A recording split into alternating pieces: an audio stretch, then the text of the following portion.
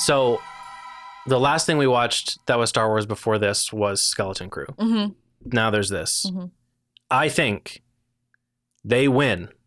Disney, Star Wars, Kathleen Kennedy win if they give whoever show ran Skeleton Crew and Tony Gilroy as much money as they want in their pockets and a reasonable fucking budget to make the stuff they want.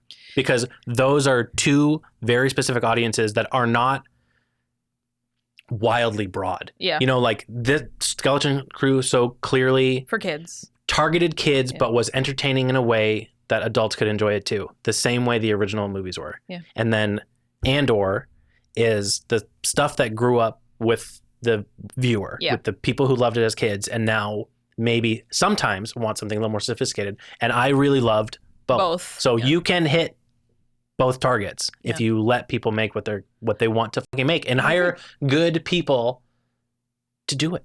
I agree completely. It's all we talk about.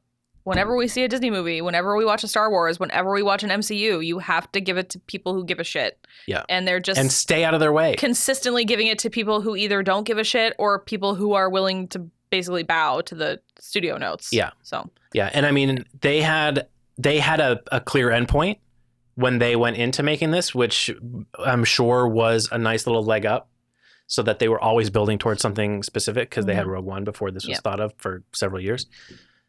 But I believe that Tony and Dan Gilroy could sit down and write something out of the Skywalker era and make it great. That's the other key that we keep saying. The fucking Old Republic is so political. Yeah.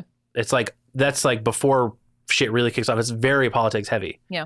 But that's the other thing that we keep saying is that, like, you just get away from the Skywalkers. It's the whole fucking galaxy. Like, yeah. And timeline. Yeah. And like, we just got done saying how great Andor is, and it exists in the Star Wars or in the Skywalker era.